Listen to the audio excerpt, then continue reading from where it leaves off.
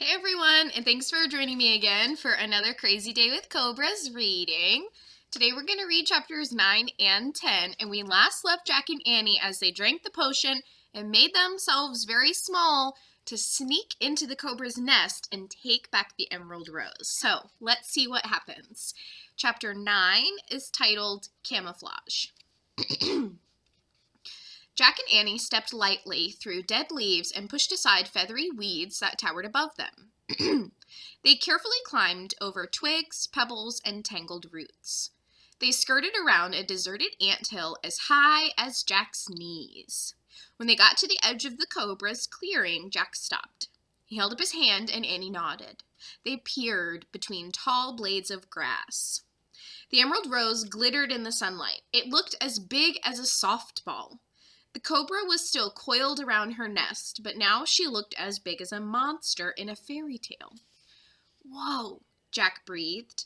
"What do you think we should do?" Annie whispered. "Should I just run as fast as I can, grab it, and run back?" No, said Jack. He was shocked by how big the cobra looked. "I think she's asleep," said Annie. "We can't really tell," said Jack. "Her eyes are hard to see because of her camouflage." "So how," started Annie. "That's it," said Jack. "Camouflage!" "What about it?" said Annie. "That's how we'll get the emerald," said Jack. "We'll use our own camouflage." "You mean like leaves?" "Yeah, leaves would be good," said Jack. They looked around. There. He pointed to a vine with large, light green leaves. He and Annie gripped one of the leaves and pulled until it tore off the vine. Annie held it up in front of her like a shield. "How's this?" she said. "Great," said Jack. "Now one for me." He and Annie gripped another leaf and pulled until they ripped it from the vine, too. "Poke holes in them so we can see," said Annie. "Good idea," said Jack. They poked holes in their leaves and then held them up, covering their faces. Jack moved his leaf around until he could see the emerald through the eye holes. "Go slowly and stick with me," Jack said. 2 steps, then stop. 2 steps, then stop. "Got it," said Annie. Holding their leaves in front of them, Jack and Annie carefully stepped into the clearing. They took 2 steps toward the emerald, then stopped. 2 steps, then stopped. The cobra didn't move. Jack desperately hoped she was asleep. He and Annie took 2 more steps, then stopped. The emerald glittered in the hot sunlight. They took 2 more steps. Then Annie gasped. The cobra was lifting her body above her nest. Her head was broad and flat.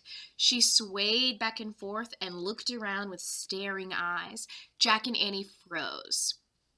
Then slowly the cobra lowered her head. Jack let out his breath. Their camouflage had worked. He motioned to Annie, and they both took another 2 steps, then stopped. Jack was only a step away from the jewel now. Holding up his leaf camouflage with one hand, he leaned over and scooped up the emerald. It felt as heavy as a big rock. Holding the leaf with one hand, Jack used his other to shove the emerald into his bag. With Annie behind him, he stepped backward, 2 steps, then stopped. Jack kept his eye on the cobra coiled around her nest. He and Annie kept backing up. Suddenly, a sound came from behind them, a strange, hissing, growling sound. A chill went through Jack. He turned around. A monster-sized cobra towered over them.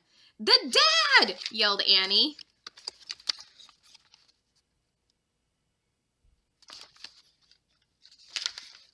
The male cobra had the same coloring as the female. His hood was spread out as he raised himself high above the grass. He swayed from side to side, staring down at Jack and Annie with cold, unblinking eyes. He opened his giant mouth, showing 2 deadly fangs. "Ah!" said Jack and Annie. They dropped their leaves and crouched down, hiding themselves in the grass. "Go, go!" sputtered Jack. They took off, scrambling through the undergrowth of the forest. Jack led the way as they both half crawled, half ran over the dirt and through the grass. Jack lost his slippers and ripped his coat. Like a mouse, he clambered over sticks and twigs, nuts, seeds, bark, feathers, mosses, and mushrooms. All kinds of ants and beetles scuttled out of the way. The air was filled with screeching insect sounds. Jack had no idea where he was running, but he knew he couldn't stop. He was sure the cobra was slithering after them, thrashing through the undergrowth. Maybe both king cobras were searching for them now, he thought, and all the forest was screaming about it. Jack stumbled over a stick. He scrambled around wildly. He scrambled up from the dirt and looked around wildly. Where was Annie? He didn't see her. Had she gone off in another direction? Where were the cobras? Had they chased after Annie instead of him? Jack panicked. Annie! He shouted. The ground trembled. Jack heard thumping, thrashing, and bells. He crouched down in the grass and covered his head. He heard Annie shout, Jack, where are you, Jack? She sounded as if she was up in a tree. What was going on? Jack looked up. Suddenly, a gigantic snake dropped down in front of him. Ah! Jack yelled. Yay! Annie yelled from overhead. The snake didn't have olive brown skin of a cobra. It was gray and wrinkled. It wasn't a snake at all. It was the trunk of an elephant. Before Jack could think, the tip of the elephant's trunk curled around him, clutching him like a banana. Morning breeze lifted Jack up in the air.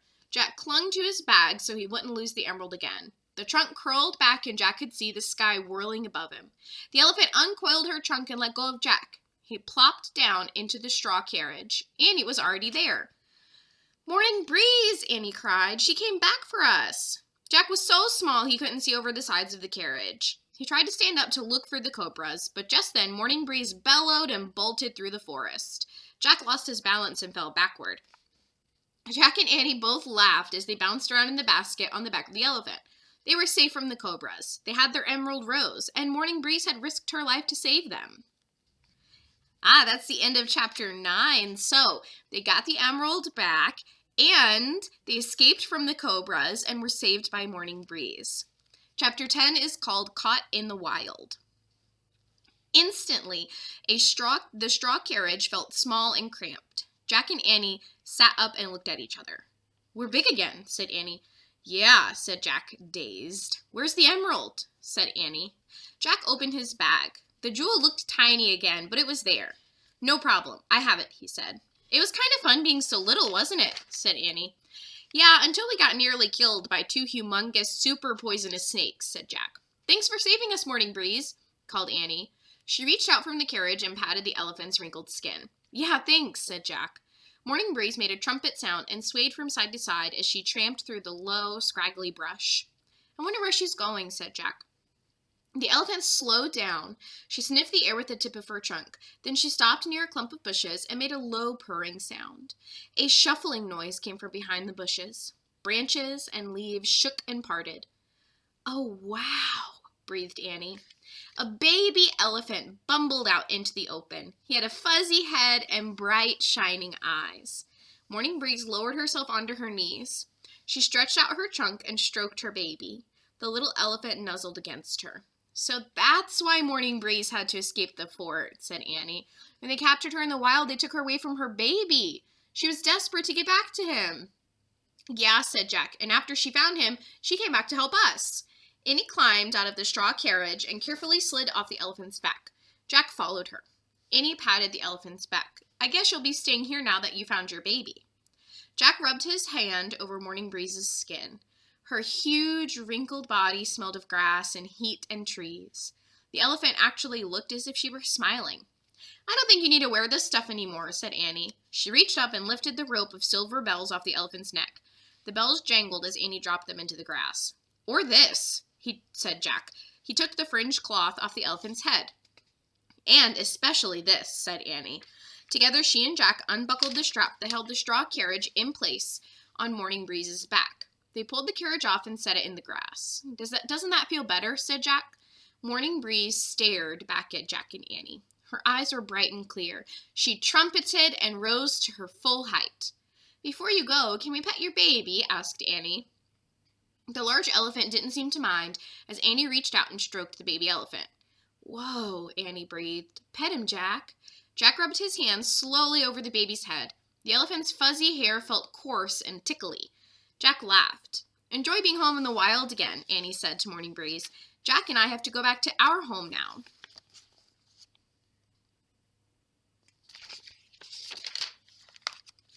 Thanks, Morning Breeze, said Jack, and good luck. We love you, said Annie. Morning Breeze flapped her ears and waved her trunk at them. Then she turned and lumbered off with her baby at her heels. The two of them kicked up grass and dirt as they disappeared into the brush. Wow, said Annie. Yeah, said Jack. Annie turned to Jack and laughed. We look like we've been in a train wreck, she said. No kidding, said Jack. They'd both lost their pointy shoes and their coats were torn and dirty. At least we have our Emerald Rose, said Annie. And Morning Breeze is back with her baby. Mission done, said Jack. So, let's go back to the treehouse, said Annie. Yeah, said Jack. He looked around. But where the heck are we? I think the big field we came through is over there, said Annie, pointing. I hear a lot of bug noises. Let's look. Jack and Annie headed for the field. Ow, ow! Weeds and rocks jabbed their bare feet. Jack just missed stepping on a large anthill. He and Annie picked their way through the scrubby forest until they came to the edge of a yellow field. The sounds of buzzing and chirping filled the air. The tall grasses rustled in the dry, hot wind. That's it, said Jack. So, to get back to the treehouse, we cross the field, then go on the dirt path, then head back through the bazaar and down the road to the Red Fort. Got it? Got it, said Annie. I just hope you don't get eaten alive by bugs, said Jack, or get heat stroke, or get clobbered by those angry guys in the bazaar, or... Enough. Stop, said Annie, grinning. One thing at a time. Come on, don't be a chicken. The bugs are more afraid of us than we are of them. Run! Jack and Annie started running through the dry, dusty field. Their torn silk clothes billowed behind them. Jack could feel grasshoppers and all sorts of buzzy and jumpy things bashing against him, but nothing really hurt. His feet crushed the dry, tough grass until he and Annie finally reached the dirt path. Yes, we made it, Annie said, out of breath. Oh, look! Jack was burning up. He felt dizzy. Phew, Look, Annie said again. She grabbed Jack and pointed to a farmer hauling hay. The farmer was talking to an imperial guard in a horse-drawn carriage. It was the same guard who had escorted them to the Great Mogul's balcony. The farmer pointed back at Jack and Annie. The guard turned and saw them. Oh no, he must be searching for us, said Jack. Hide! But it was too late. The guard jumped out of the carriage. He was striding toward the edge of the field. Stop! Ambassadors from Frog Creek! He called. Jack held his breath as he and Annie waited for the guard. The guard looked about as he approached them. Where's the elephant? He asked. She threw us off, said Annie. Yeah, and then she ran that way, said Jack. He pointed to the right, while Annie pointed to the left. But the guard didn't seem to care about the elephant, nor did he seem to care about their bare feet and torn coats. You must come with me, he said gruffly. Why? Asked Jack. The guard wrapped his hand around the hilt of his sword. Because if you do not, you will be put in jail for the rest of your lives, he said. Oh, said Jack. Good reason. Uh-oh, that's the end of chapter 10. What a crazy ending. I guess you'll have to come back tomorrow to find out if they get sent to jail or why the guard needs them back. Thanks for joining me. Bye.